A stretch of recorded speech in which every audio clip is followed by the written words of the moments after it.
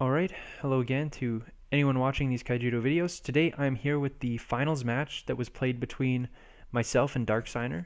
So this is in the Rangers Dojo Discord tournament that was held recently. So it was an 8-man event. We played 3 rounds of Swiss. The winner is whoever goes 3-0. So nothing too serious, I guess, but still a fun event. So again, the format as well was open with Eye of the Storm actually legal. Once again, me and my opponent, neither of us have any Eye of the Storm cards in our decks, which may be a bit unfortunate there, but both trying to win the event, so kind of stuck with some of the decks we had built beforehand and were comfortable with. So once again, the list I chose to register for this event is the Lightwater Fire Oath Dragons that I profiled a while back, so if you want a detailed explanation of that, check out that older profile. Or maybe even if you want some background on how I chose the deck or maybe a brief explanation, you can check out the first video of this tournament series. But in this spot, both Darksigner and I are 2-0, so we are playing once again in the finals, so we're playing for the win. And I won't talk too much about the deck. Maybe I'll do a little bit of a recap on the list and maybe some changes at the end, but I will talk a little bit more about Darksigner's deck that he brought to the event and maybe a little bit about the matchup as well. So just covering the deck that he brought, a waterlight aggressive deck. So a lot of the expected hitters that you'd come to expect from a deck like this. You have Piercings, Rusalkas, Arbiters, Storm Sparks, Cyber Scamps, Cephalias, Keeper of Laws, all that kind of stuff. Finbars, of course, and a Blinder Beetle Prime Enforcer package. So it's actually really neat to see how Darksigner came to this final list. It went through, I'm pretty sure, a fair amount of changes over the time that he had been building and preparing leading up to the tournament. So once again, he is a member of the German Duel Masters community on YouTube, alongside Louis, who I played in round 1. And they were both guys I reached out to see if they wanted to join this event too, and luckily they did, and they rounded out the event to 8 players, which was great to see. So again, both of them came from Duel Masters, and I don't know how much experience. I know they'd been playing Kaijudo for a while amongst each other, but they'd never really had like a huge group of players to play with, and of course they didn't really play Kaijudo back in the day, so they are kind of newer players to Kaijudo who primarily play Duel Masters. So really interesting to see the decks they brought. And a little bit leading up to the tournament, Darksigner had showed me some of the decks that he had, and he talked about how Waterlight was probably the deck he was going to show up with to the tournament with. And so he showed me some of his initial lists, and we went back and forth discussing some things. I won't say I put in too much input, to be honest. I showed him a couple of my decks, which maybe gave him some ideas along the way, but for the most part, he did a lot of the work himself, and even discussed with some of his Duel Masters playing friends some of his choices and theory and stuff like that along the way. So he did a lot of the work himself, of course, but I mean, I did help him test a few matchups as well, and helped him iron out some things. But it is really cool to see how he came to this kind of final product here, where, I mean, his initial builds were playing stuff like Magris, Aqua Strider. He was even playing some of the 4-drop Enforcer Evos like Sparkblade Protector as just like an additional beat stick. But as the list developed, he moved away from Magris. I think that card, it's definitely a little bit inconsistent in these kind of aggressive builds where you want to maintain a little bit more board presence as opposed to being kind of all-in aggro like Rush.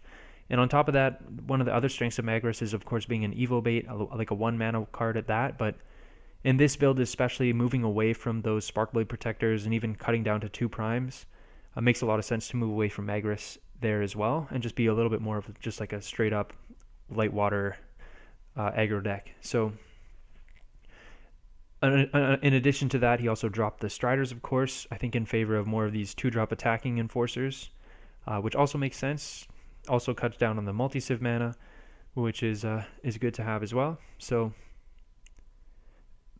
some of the other changes too, he moved towards Cyberlord Coral instead of Seneschal, which I think definitely the right choice there. Seneschal is a fine card, can be good in some spots, like especially if you're on the play and you're able to back it up with some of these 4-mana interruptive or disruptive cards. But I think it's a little bit too much of an inconsistent performer, and it's also much weaker in the late game where Cyberlord Coral is just a great card all around.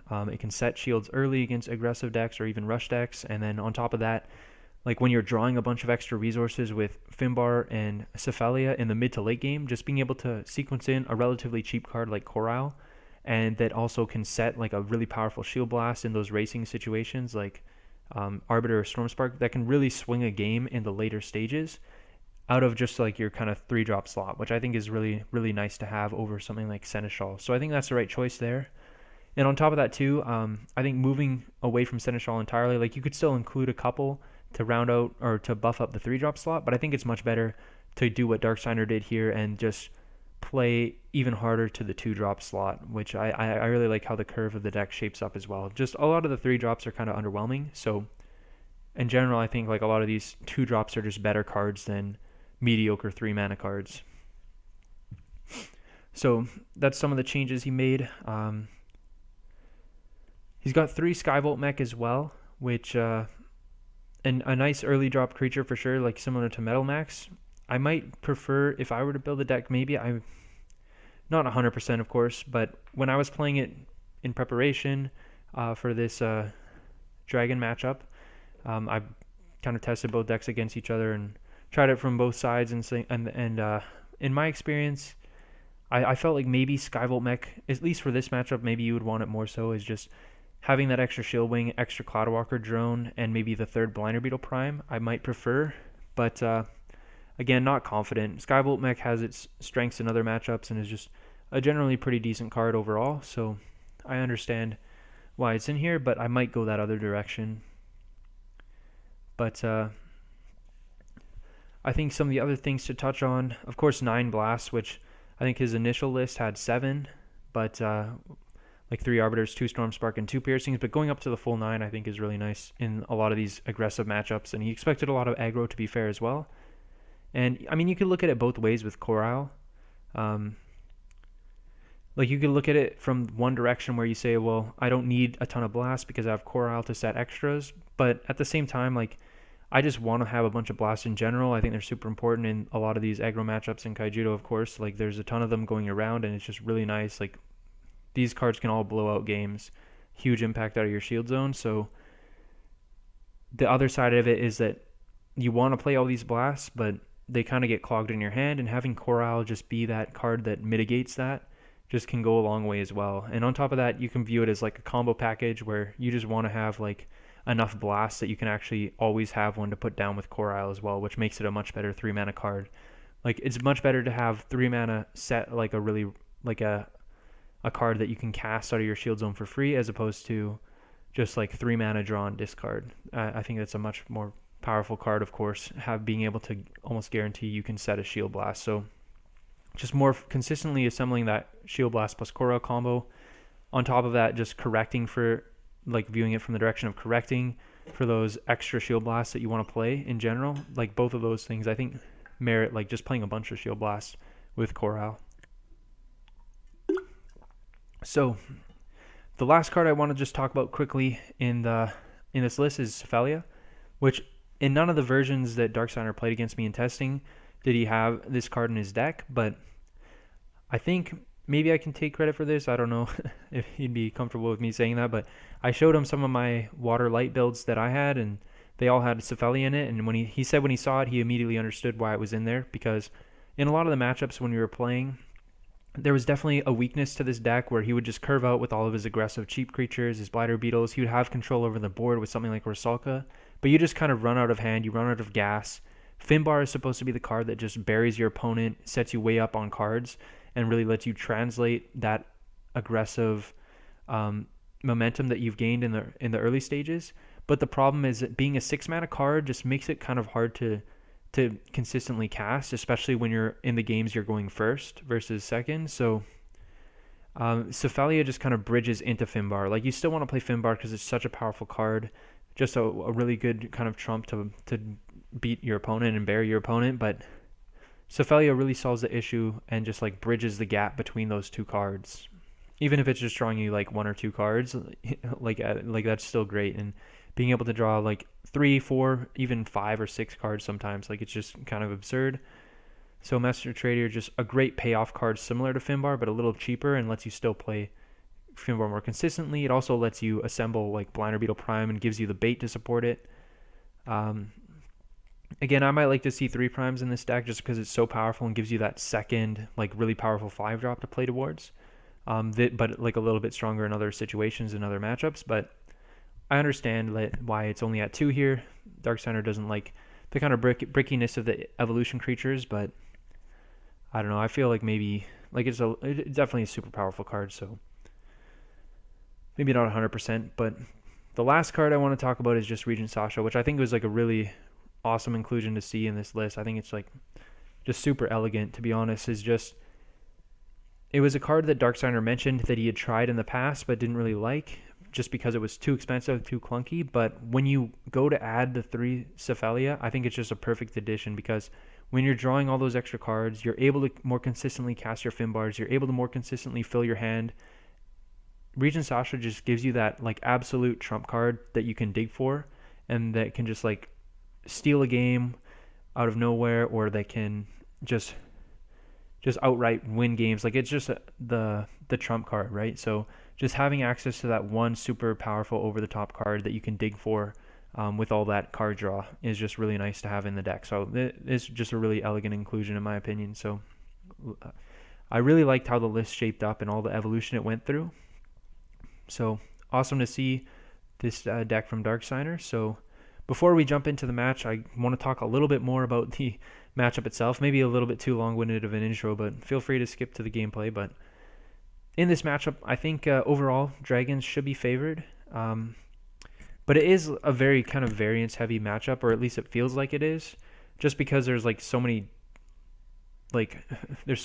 specific things to look out for that are important going on, and they really swing what happens in the game. Of course, it's going to depend heavily on if I have like my Oathsworns and Shields, if I find my Heralds to drop off of Oathsworn, or all that kind of stuff. If I am able to assemble Herald plus Jump Jets, or the bigger things from Darksigner's side, or if he's able to find Blinder Beetle Prime. In my experience, like, part of why I want to see 3 Blinder Beetle Primes is when I was playtesting, it's like any game you actually like, or the Lightwater deck was actually able to draw Blinder Beetle Prime, it just felt really hard for Dragons to win this match. Or not really hard, but it felt like you needed to have like that very strong, the lucky side of things with your Shield Blast. Otherwise, like, Blinder Beetle Prime would just close the game, and even then, like, Blinder Beetle Prime could beat some good Shield Blasts. So Blinder Beetle Prime just felt like a really hard card to beat, and it's a really key card to look out for in this matchup. So definitely a downside to only playing 2 in this matchup, in my opinion, specifically. But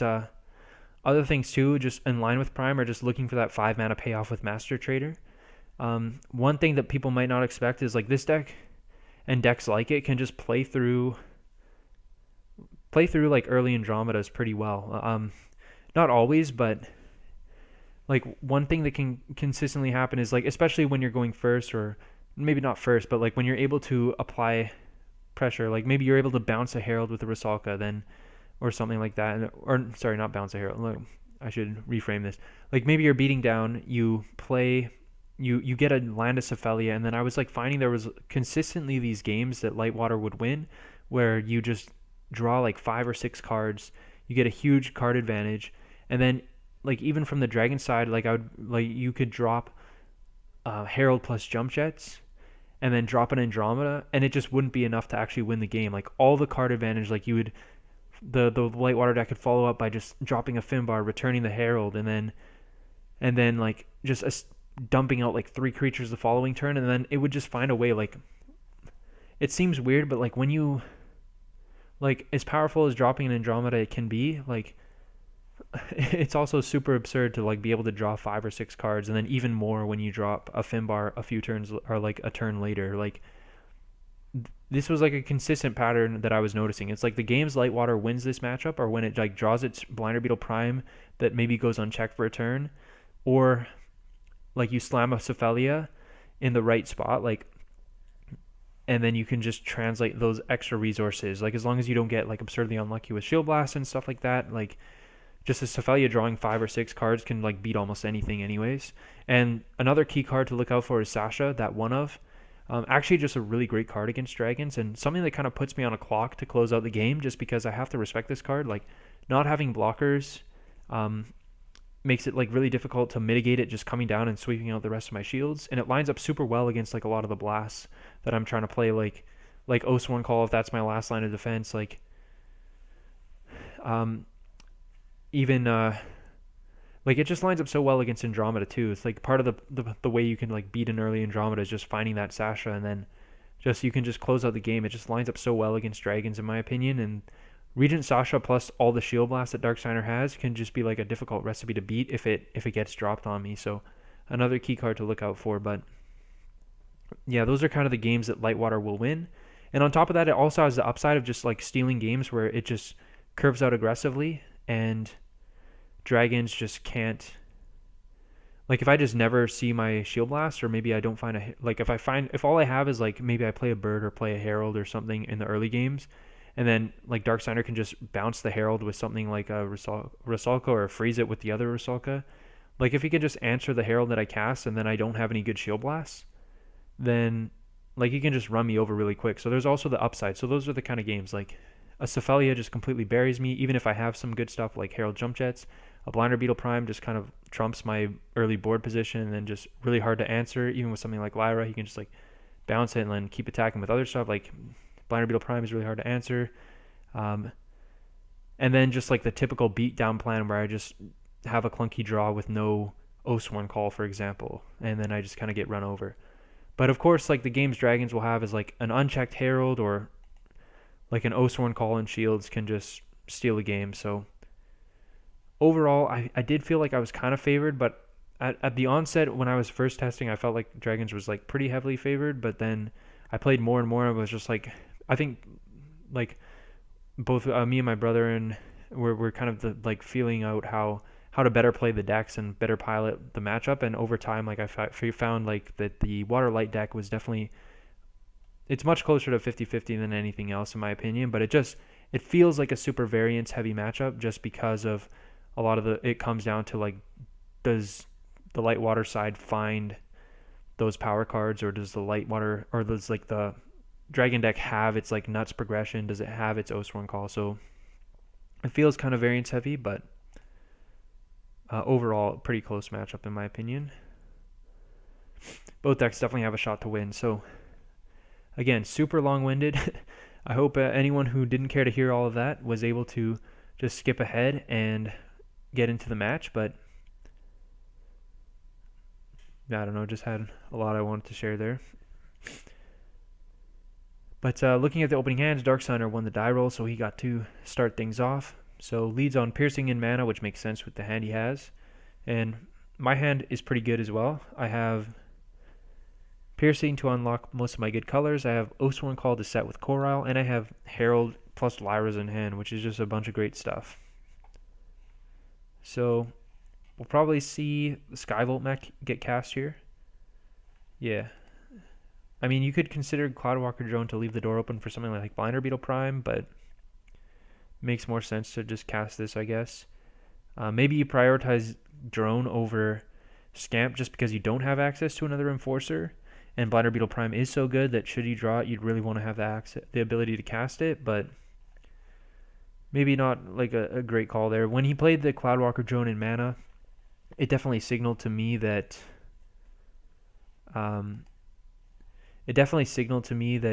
either he had something like Blinder Beetle in hand that he was going to probably cast anyways, or he just doesn't have Blinder Beetle Prime in hand. Which I don't know what you do with that information necessarily, but may be relevant. And then I definitely signal that I probably have a second Herald when I mana my first one, so that's something he has to think about. It was a decision for me to make. I could have considered just like throwing the second Lyra, but I figured I'd need to unlock fire at some point anyways, and I'd rather maybe have, so like I felt like this Herald was like 90% to enter my mana zone at some point, so, or like is more likely to enter my mana zone, or very likely at the very least to enter my mana zone at some point, and then I'd rather leave the door open to keep both Lyras if I draw into some other kind of mopey card that I want to put in mana instead. So I don't know. So here I play Coral. Probably should have kept the Lyra over this Sky Crusher, but whatever. I guess the optionality doesn't hurt, but it'd be better to have more cheaper, impactful stuff, in my opinion, in hindsight. So I set Oathsworn Call, which is just great to have that extra insurance here. And Darksigner draws, so he has a decision point here. So he can like just develop out his board, play the Shield Wing, just chip in for one shield maybe with this Skyvolt mech and pass, and then save the Rusalka. Or he can just, cast a Rusalka this turn, bounce the Coral, free up an attack with Cyberscamp and attack with both. Both plays have make sense, I guess. The risk, so it's not the worst to bounce the Coral, but one of the reasons it's a little bit more unappealing than normal is just because my Dragon deck just doesn't have a ton of great plays that I'm gonna make on 4 mana anyways. So I'm pretty likely just bouncing this Coral just gives me something productive to do with my mana that I wouldn't have otherwise. I might otherwise just cast a Keeper of Laws, which isn't doing too much, or maybe a Bird, which isn't doing too much. Even if I have second Piercing, which I do, it's not the worst for him because he kind of ends up in the same position anyways, where he just untaps with 2 creatures and then gets to play the Rusalka on the Coral again. But I don't know, I guess it's close. Because the alternative is just play the Shield Wing, chip in for the shield like I mentioned, and then maybe I just if I do have the piercing, maybe that's a better thing I can have. Psychic Predator is a one of, I guess, that I can have that's decent, but for the most part, let's say I just play a Bird or Keeper and pass. Then at that point, he gets to just untap, and now he can replay the Rusalka the next turn if he wants to, bounce the Coral, and then at that point, it's much more appealing to bounce the Coral because going into 5 mana, there's a lot more things that I could have that are productive with my mana, and so it makes Coral less valuable in my hand that following turn after bouncing it. So maybe that's the argument to just developing your board with the Shield Wing first, but maybe kind of nonsensical. I don't know exactly.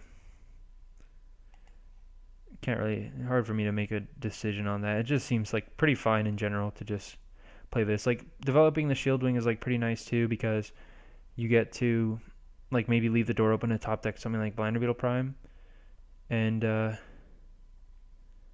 play that instead, if that's relevant. But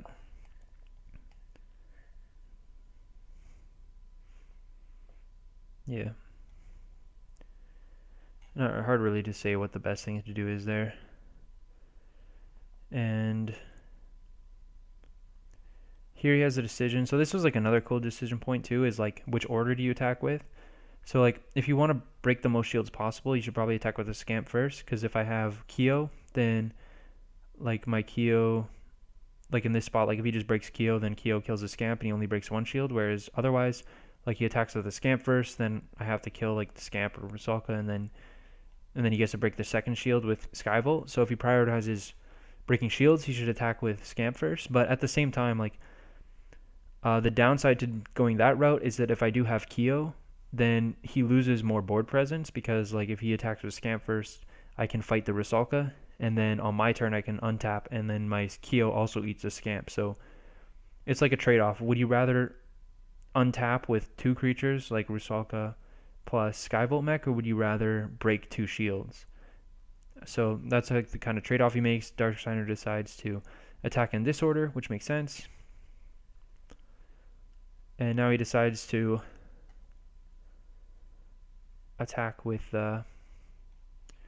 thinking on it again. It feels like when you bounce the Coral that turn, maybe you're committing to kind of attacking with this Scamp anyways. So it makes sense to attack it. Just try to break as many shields as possible, fill my hand up. Maybe he's really hoping to draw Cephalia, of course, which would be a great draw.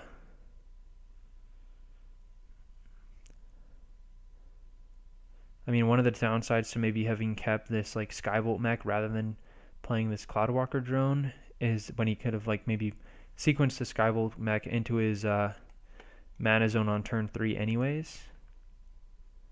Like maybe one of the downsides there is like now he doesn't have that extra enforcer in play. Although I mean I could if it was like a Cloudwalker drone, then I could just remove it with this Kyo. So it's like maybe minor, kind of irrelevant, but like having that extra enforcer in play, that's something I kind of noticed too, is like as I was playing the water light deck more and like getting more comfortable with it in the matchup and like winning more with it in the matchup, I think I was like prioritizing the enforcers a little higher than Skybolt mech at some points, and like just prioritizing casting Cloudwalker drones, and it just like worked out a little bit better where I was able to like draw into my primes and have them be relevant more often. And that's something maybe Darksigner could play towards here. Again, not really going to be relevant when I could probably just going to clear it off with this Kyo anyways if it was a drone, but like an interesting thing to think about there too. Whereas it just like makes Blinder Beetle Prime like that much better of a top deck potentially in the mid to late game here.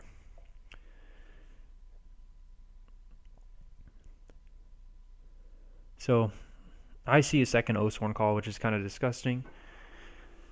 Just great to have. Just 2 of them down, just because it's gonna feel like Darksigner's kind of he's gonna be forced to make some attacks, and just he has got like no room to like hit a good shield blast, because like he can play around other shield blasts here, which he actually does in this spot. Like it's hard for him to assume I have like 2 Oathsworns, I guess, or in this position, so it makes a ton of sense for him to just kind of assume one of like the second shield I set is maybe, I mean, it may be unlikely that it's a third piercing judgment, but it could be a second Kyo or like a Stormspark blast, maybe even most likely. So it makes a lot of sense for him to just kind of try to force out that piercing Stormspark Kyo type card now. And if it is one of those, he can get that extra blast out of the way now. Like again, probably assuming the first one is a Oathsworn Call. But like if he just plays out the Psychic Predator here and then chooses to attack the shield, then it's just not good, right? Like even if he plays the drone, like he's just gonna break the piercing or Stormspark or Kyo, and then whatever one of those shield blasts is basically just gonna kill the other creature he plays out for free.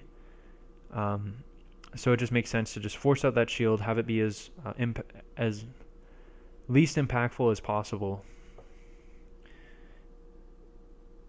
which I think is a good play. The other play he could make is the more defensive one, which is just maybe like develop the Predator and kill the Kyo, and maybe just sit back on attacking this turn. Kind of hard to say how that plays out necessarily. Like if I do play something like Herald, then it's probably unlikely I have the third, so maybe Oathsworn Call is a little less scary. And like you can just attack, but maybe I just hold the Herald at that point, knowing I have double Oathsworn Call, and maybe I just like piercing bounce the Predator or something along those lines, I don't know, or bounce the Skybolt mech. But like that's one thing he could do, is just develop his board a little bit more. If I do play out the Herald, then like he can, or something else, like he can just attack with the Predator, freeze what I play, attack with the Skybolt mech. He could even do something like just play the Predator, and then on his following turn, he can attack with the Skybolt mech, force out the Oathsworn Call. If I drop something like a Herald, he can attack with the Predator and freeze the Herald, and then break both of my shields, and maybe attack in that order. Where if he does assume like one of these is Oathsworn Call, and one is like a piercing or Stormspark type effect, he can attack like the Oathsworn first, like I just mentioned. And maybe that plays out well for him, especially if I do just hold the Herald. So like maybe that's a better route to victory in this position. Of course, the problem with that is like the Oathsworn doesn't have to drop the Herald. Like I could just drop, if he tries to attack with the Predator second, I can just drop something like a Lyra or a Finbar and just go to town with that instead. I mean, Finbar's not the worst because like it bounces the Predator back. It does eat his Skybolt, and like it's still bad for him, of course, but like if I have something like Lyra, he's kind of, the Oathsworn Call is really good, which I do have.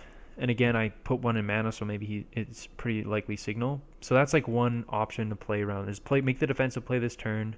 Maybe I don't have a great follow-up turn. Maybe I hold the Herald. If I do play it, then you can, again, like you can attack with the Predator, freeze the Herald, break the shields, and maybe try to break both my shields or force out like the piercing at that point. And I mean, I get it. Yeah, it's kind of tricky because I'll have that extra creature in play, which if he doesn't find an answer off the top of his deck, which maybe he could, like if he finds like a piercing even, like that could be pretty good, where he just like piercings back the core isle, and or like second Rusalka back on the core isle and then attack. Like he's got a decent number of draws that could be okay in this spot to back up the Predator if he plays it this turn. So that might be like the better avenue to victory, but it's kind of close. And obviously Darksigner took a long time thinking in this spot, and to be honest, I was actually playing against two people in this round. I think he mentioned like he was actually just streaming his match to one of his friends from his Duel Masters group, and they were both talking through all their plays. So I was facing against like a two-headed German monster in this matchup. So they spent a lot of time deliberating on this play. Definitely a tough call to make. So like what they end up doing is what I mentioned first, which is just forcing out that first Shield Blast, like hoping I think it's like a Storm Spark or Keo type card, respecting that, playing around that. Maybe, like I mentioned, the line I mentioned with Psychic Predator is better, and just like the more defensive play, build up the board, maybe sequence the attacks with Predator to try to play around a Herald, maybe hope I don't have something like a Lyra. Because like you're going to need to find a way to beat that Oathsworn Call, and like making this play, like even if you force out the piercing type card that you suspect is there,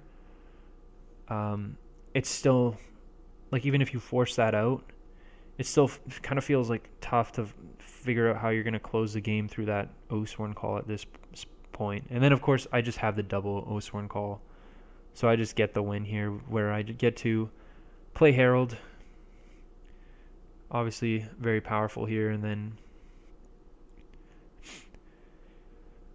I get to drop my Andromeda or my Infernus, which basically locks him out of all of his cards. All he's got is 2 piercings to get rid of it.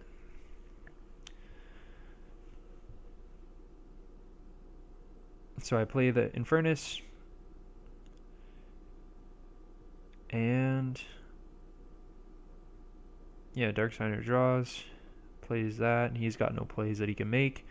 And here, honestly, I'd probably make a suboptimal play. And I don't know, maybe it was me being like too not kind, or I don't know what the word is exactly. Maybe I was being too charitable to my opponent here, where maybe I felt like self-conscious. I don't know if that's the right word either. I just didn't want to like BM my opponent and like stall out the game forever, and then because realistically, like I mean, I'd probably just make a suboptimal play here, which is go for game. In reality, like I can just drop this Nyx, delay the game, drop the Andromeda for extra security. I could even set up like piercing back my core isle to set Stormspark Blast, and then I can do stuff like that. I can try to like generate a bunch of extra shields, which I probably have the time to do, because like all he's got is like 2 piercings in his next like 25 cards that he could draw to, in order to like get rid of this Infernus to actually cast cards. So I could just draw the game out and then just land like multiple Andromedas and make it so like not even a Sasha out of nowhere could beat me, and like, or just like make it so no Shield Blast beat me, which is probably better. But instead I decide to go for game, which I mean I still have the security of like Oathsworn plus Lyra, but maybe too kind to my opponent here. Because like worst case scenario is like I break with the Awakened and flip over something like Piercing plus Arbiter, and then he can piercing back the Awakened, summon the Arbiter, and then maybe he drops like something like a Sasha to break my last shield. I can't out the Sasha. I mean I have Lyra to technically out the Sasha, I guess, but even then, like he could also have like just the extra card in hand, and maybe he has like a second Storm Spark and shield. So obviously super unlikely that I lose still, but when I go for game here, but like there are ways that like I give him some percentage points by just going for game this turn. Like Yeah, like if he has Stormspark in his last two shields, and like I mentioned, like if he has like Stormspark, Piercing, Arbiter, and shields, like, and then also find Sasha, there could maybe things go wrong for me. But overall, it's just pretty unlikely. But maybe the better play is to just draw the game out longer. But I mean, at the same time, like if he just draws into Sasha naturally, it gives him time to find that, and then if I wait too long to go for game, maybe he has like two Stormsparks and shields or something along those lines, and then he can stall it out, and then maybe if he has the same shields that I'd be worried about not going for game, then those beat me anyways, and it makes it more likely that he finds the Sasha that he would need if I try to draw the game out too long. But I don't know. It seems unlikely. But regardless, Darksigner just doesn't have the cards to win, and I take game one. So Oathsworn Call, obviously a great card there. So going into game two, Darksigner again gets to go first, and here we see my opening hand and his, and I believe I draw Coral. So pretty strong hand on my part. I have Coral, I have a Kyo, which I can probably set with Coral if I don't find anything better. I have Herald all ready to go. I have Lux, and Darksigner has a Cephalia, and now he draws a Sasha as well, which is again kind of what I alluded to in the deck tech. There is like that combination of cards really potent and can beat a lot of stuff out of dragons, even if I'm able to land this Andromeda. Like that combination of cards, if he's able to put up the early pressure to draw a bunch of extra stuff and get me low enough on shields, maybe go wide enough on board, that Cephalia can still translate to a win. Like the Andromeda is still beatable. Infernus much stronger against his deck when it just locks him out of cards entirely. But here he has an interesting decision point, but I think it's pretty clear. You just play the Stormspark, play the Cloudwalker drone. Maybe he values the Cyber Scamp higher, which I think might be incorrect anyways. Like I do have a fair number of spells, like piercing, like Cyber Scamp's like pretty good at mitigating piercing out of shields from my deck. But at the same time, like you can just play the Cyber Scamp next turn if he draws another water card. But the big thing is, even if you do value the Scamp higher over Cloudwalker drone, which maybe there's a debate there, but the big thing is I just don't want to put this Master Trader in mana. Like this is a card I'm going to be playing towards. Like we saw the first game or the previous game, like Darksigner just was missing that Haymaker 5 mana card, and this game he already has it with the Cephalia, so you just want to play towards that card. So putting it in mana just not worth it here. And on my part, I could have cast the Lux, but I decided not to. Just playing Piercing down unlocks both light and water, which I think was better to develop. Obviously, I would have preferred to have this Piercing in my opening hand, of course, and then I could have played the Lux on turn 2 anyways. Even if I'm worried about something like a Blinder Beetle, I'd probably still play it. But I'm not going to play it if it means... I'm not going to try to bend over backwards to play this Lux if it means putting my Andromeda in mana. Like, I want to keep this combination. I only have, like, the 4 big dragons to drop with 3 Andromeda and 1 Awakened. And when I already have one in hand, I don't want to take the risk of like dropping one in mana and not finding a second. So I decided it's just not worth casting this Lux if it means putting down the Andromeda, especially when, like, on top of that, like casting Lux on turn 2 means unless I draw like an untapped water card, I'm just like a Finbar or something that I would want to put in my mana zone, I'm just not going to be able to cast this Coral. And I think like there's not like a big enough difference. Like Coral might even just be better in this spot to cast than Lux anyways. So I'd rather like cast Coral than Lux, and certainly not more worthwhile to cast Lux over Coral when it means manaing the Andromeda like I mentioned. So I just decided to play towards the Coral instead. And here Darksigner does draw the water card to play Cyber Scamp. So goes wider on the board, makes an attack. So here, like, Kyo would be just, like, disgusting if I have it, but be too much to ask for. So here, I think I decide to mana the Lux, which maybe... Yeah, I mean, all the other cards I want in my hand. And, like, the following turn, I want to cast a Predator more likely than I want to cast the Lux. Although maybe the Lux gives me a play if I draw something clunky like an Oathsworn Call next turn. that would like kind of prevent me from, with the multi-mana, kind of preventing me from casting the Predator without unless I like maybe mana one of these other better cards like Lyra or something along those lines. But I still have 2 draws to find an untapped card between Core Isle and my next top deck, so that doesn't seem too likely. So I just decided to keep the Psychic Predator over the Lux. But I don't know. So okay, this is another pretty tough decision point between for Darksigner and his German friends. So it's like, what do you want? Do you want to play towards like the Sasha or the Blinder Beetle Prime is like kind of the bigger question, because like in this position, being on the play, like Blinder Beetle Prime is not going to be super great. Like it's not blowing out my birds and heralds or anything like that. Like that's going to come down after the Prime most likely. Just given how I've curved out this game. But like having the big, like double breaking 6,000 power threat is really valuable. But at the same time, like it's going to require throwing down this Sasha, and then going all in on this Blinder Beetle Prime. So especially like if you assume this is Oathsworn Call as well, like which you might, like it's probably likely that Darksigner does, is assume this is Oathsworn. It feels like maybe the better way to beat that Oathsworn is to have the Regent Sasha. So it makes a lot of sense to just, like on top of that too, like his board, if he tries to play towards this Blinder Beetle Prime and I have something like a Piercing on turn 4, and like I'm just able to like bounce the Scamp, like sure he gets to summon out another Scamp, but I get to tap the Cloudwalker and kill it with my Core Isle. Piercing could just blow him out, and then he gets super punished for holding this Blinder Beetle Prime instead. So that's something to worry about. On top of that, like he probably wants to he might want to make some attacks, like, and like he just can't do that if he wants to play towards the Blinder Beetle Prime, but he wants to make the attacks so he can make Cephalia better.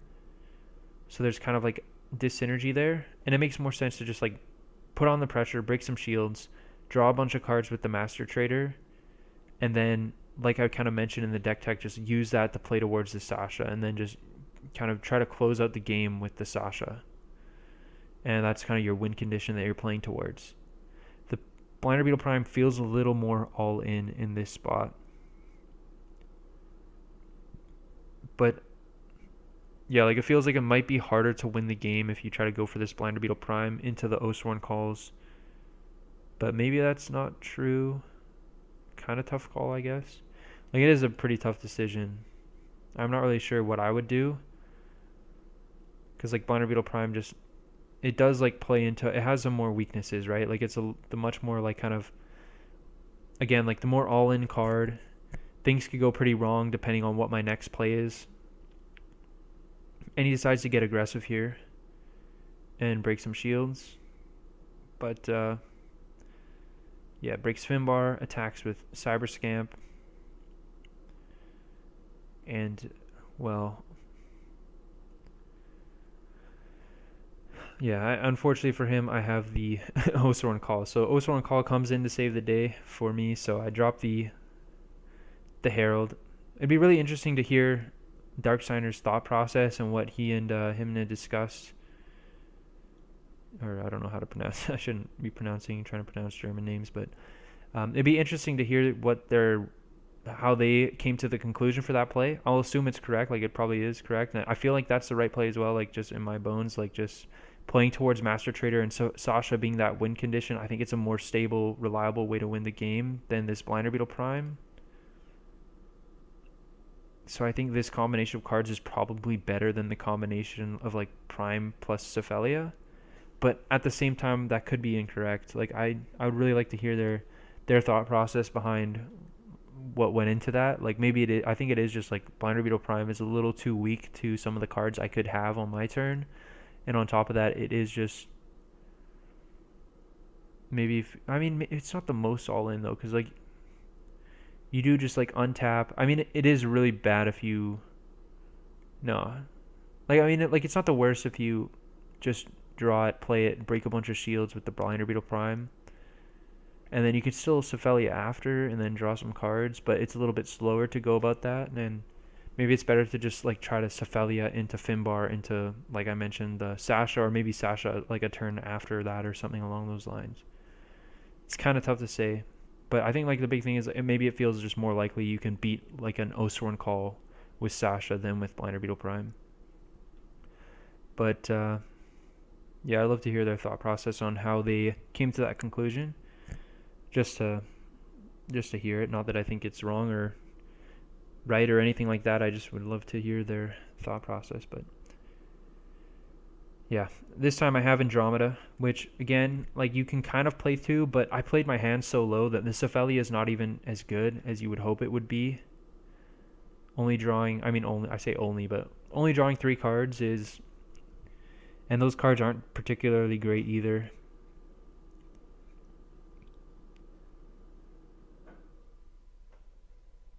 But I mean, it's still like if I try to play passively, like I mean, I don't have a great play on my turn. Like I just have to basically pass the turn.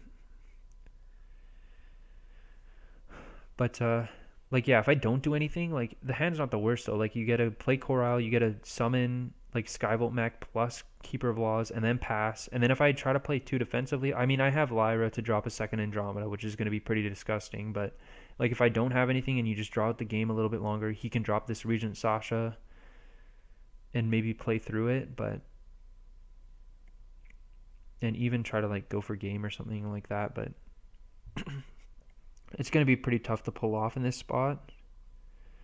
And I have another decision too. Like I decided to just like break a bunch of shields this turn, which may or may not be correct. It might be too vulnerable to like piercing plus arbiter or something along those lines. I wanted, like, one of the reasons is I wanted to get under Sasha. Like I wanted to just do, well, he was on 5 mana. I don't have to worry about a Sasha coming down next turn. I wanted to just, like, I felt like it was a decent position to just break some shields, put on the pressure, try to force out like a one of those, maybe like an arbiter or something, force out a creature early. But like the problem is like arbiter plus piercing would be like just like I lose my Andromeda in play. Then arbiter could come down and then he could play something like, I give him a bunch of extra cards too, so like, or I mean I'm not necessarily giving him a ton of extra cards if some of those are going to be shield blast, but like if he does have like piercing plus arbiter, like he could just, like the arbiter clears this and then maybe he untaps, plays a Finbar, and then like I lose my Herald and my Andromeda, they both go back in the hand, and then arbiter clears the Psychic Predator, and now I'm looking at like just having like a Coral in play with a bunch of cards in hand, and he's got a wider board, and maybe that ends up playing into where Sasha ends up being really good. So this play probably like, or could likely be bad, just it plays too hard into like piercing arbiter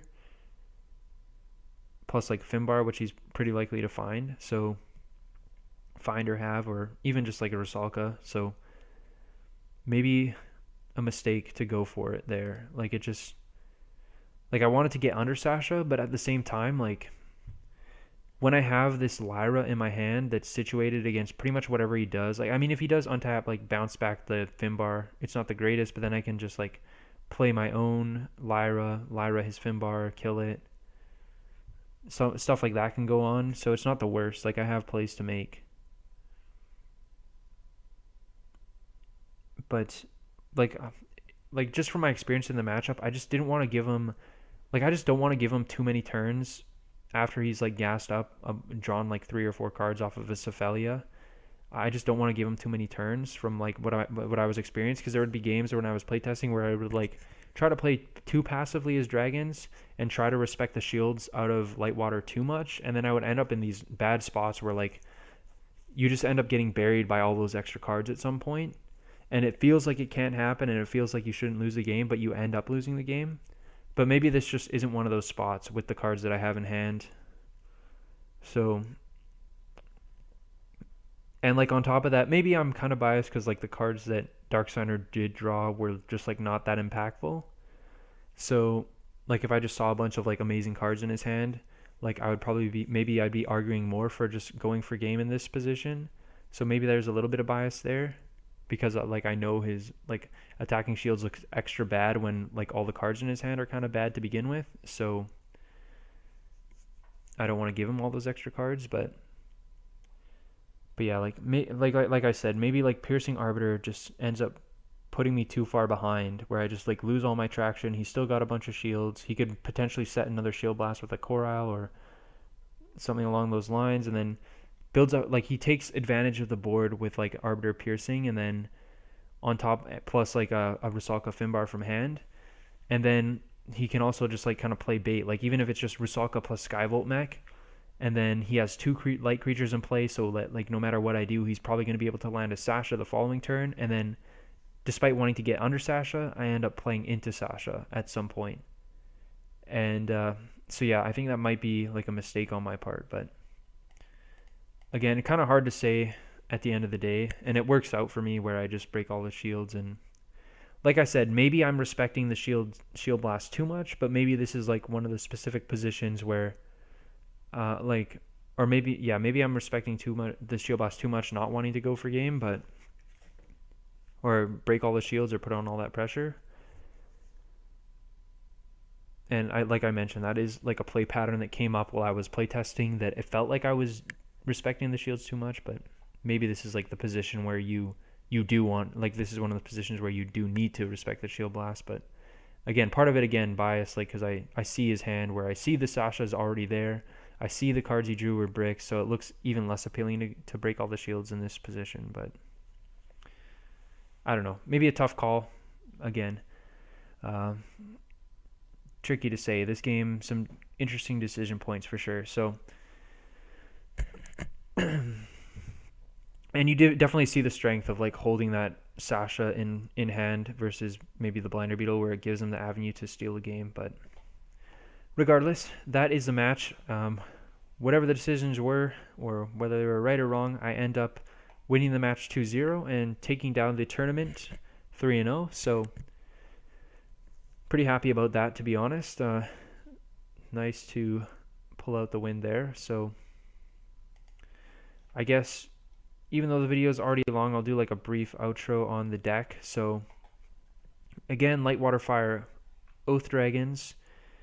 When I was playtesting the deck, or not, I didn't really playtest the deck.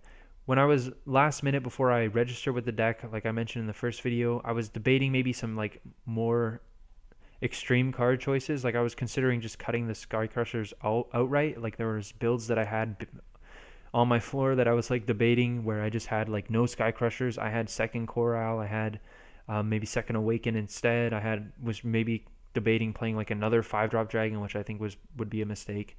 But I was debating those kinds of things. But then as I like deliberated more and more, talked things through with my brother, I kind of ended up going around in a circle where I ended up removing all those drastic changes and then just went back to the original list. And it makes sense. Like I wanted to just try the Oathsworn Calls, and I wanted to play the Corile, and give that a shot. And this was the list that I had like some experience playing. Again, not super tested, but it was when I had been playing as dragons for a fair amount of time. And I didn't want to venture too far into like unknown territory. So, I mean, one of the first questions Darksigner asked me after the event was why I wasn't playing more Coils, and that is a very fair question. Again, like the only answer I can really give is I didn't want to stray too far, and like go out on a limb and cut the Sky Crushers that have been just this tried and true, tested, performing card over Kaijudo's history. And so I didn't want to go out on a limb and cut them, but it was something I was considering. I was considering playing 2 Corile, and I think going forward, it might be correct. Like we really saw it overperform in that last match versus Darksigner specifically. It also was pretty relevant or somewhat relevant in my match against Andros in those aggro matchups. And it is probably likely that I should just be building this deck more of like a combo deck around Oathsworn Call and things like that. And maybe going back to the second Awakened, just Sky Crusher, maybe just a little bit too much of a mid-rangey card. Maybe better to have the second Awaken just to guarantee I have that extra bomb to drop off of Herald off of an early Oathsworn Call. So that could be a consideration too. Darksiders mentioned like a 2-2 split too between like Andromeda and Awakened, which has some merit just because of the color considerations, especially of Awakened, just having that extra fire mana. That might be another way to squeeze an extra fire card in the deck. But Andromeda's just so good, hard to not play 3, so I don't know. Maybe I'd prefer to just stick to 3 and 2, but The twin cannon, not super great. I could see cutting it, going back down to 4 or 5 mana dragons is probably fine. Never really came up, but there are some spots where it's better than hyperspeed, but I don't mind either one. Maybe there's a chance like I could also cut Keeper of Laws from this list. I think it's just so good and important versus the control decks.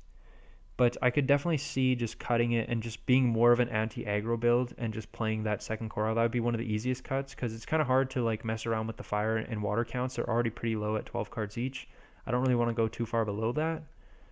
But it could make sense. Like maybe I just cut like Keeper and both Keepers for like a third Warchief Keo and a second Coral and just be like even that much more anti-aggro. I could definitely see that being a good approach, but this was like originally intended to be like a more well-rounded list where it has some anti-control stuff, it has anti-aggro stuff, and then it's like splashing the Oathsworn Calls to be like have that like kind of win condition or like win button versus aggro.